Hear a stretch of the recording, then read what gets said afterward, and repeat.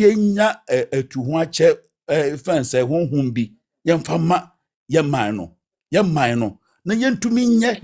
na yentumi ensucceed yekoyanim na ye training omo militarize omo say omo MPLC fence polling ayini nyina na ebo a ya hye wo mo no wo dem ntwanse say afi na post na omo chiche na nyina eba na omo start adwuma na ankasa eho na wo behu mahama ebo sha odi ahye emabunu a ofiri se ontumi nye ene ayi no o hye omo kutupa amoma ye se de adwuma bi wo ha yankwankoye adwuma bi wo na omo ko no omo ka se ukoje sa ukọ adwuma bi wo na ukopamo enkofo no omo wo adwuma no mu firi mu a na wo na wo be ye adwuma no certificate a wo de ko ne we qualification a wo de ko ne we omo ndwene sa nyoma no ho sa nyoma wonhu se ebi ewo MPP mu because ye no yenim se ye wo process ni ye de kwa adwuma omo nya yi hwe na anu ya okache omo se omo ayefa omo after a fence after 7 December omo ye nyina omo mfa yimra se utie vetting no se de na yesu koso a question na minority leader no obusa omo no opese na enye kwa question bi obobusa omo bia lead to something na almost start adwuma na sa question ni nyina will come back to hate them obusa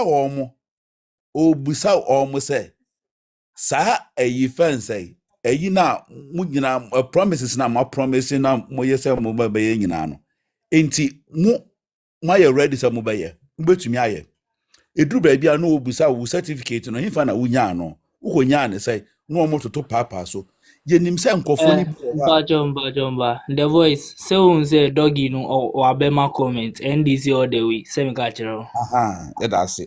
that's it eduru ba bia sa omo toto certificate no omo pa toto papa so nyina no yenim se omo tumi nye ebinu mo ha certificate no kra no utumi hu say e questionable even by omo ayi kra na e questionable na ya bo omo tata mo nkoso na mo nkoye na yenhwe na omudi adwuma no to forma eho ane ebehu na de meya ne sesei Ghana ya to aba no wie wa asumdwie mu na ba ne se na sesei ubehu ha eja ahye ha ene meti mkwate ya kejetia echina sesei enti daban na asumdwie ebeba ifensai yokuro yimu ama sesei ama asojafo ni police fo so omusuro sami jamfi threat akọ threaten wo mu ansa na yebeto aba no say ye mu ba aba no mu a omo be ye yin ama police fo no so say omusuro omutumi nya wo mu adwuma na enka wo ya aban a wo besi so a wo bebu eman enye party say oye man panyini onye NDC panyini oye man panyini ema Ghana nyina wo threaten defense and security forces wo threaten omo ye nyina ama say adwuma no mo ye kra no omusuro adan ama first say upese yema hwe question na minority no obusa minister of tourism designate no o say enti say emanu mu asumdwie nimu a obeye dan na wo watumi achieve ayi afi no o dodge question no onim say nyoma na ekoso no entumi emboa no na yi but no or dodge question on person or bad admit say ayi fence violence na ayi asisi ejutwa sem na si no entumi mankofo enya gidie wo Ghana mu say Ghana ye number 1 utie fence black Americans ni ayi relocation omo de compare Nigeria kwa omo kwa Nigeria kwa na omo de obi a waba ha sa kwa Nigeria no prefer so baba ha. Nigeria is a bigger market, but Ghana is a peaceful place to live. You bet my business for Nigeria, name a place to live, no, is Ghana. Now you busa first tourism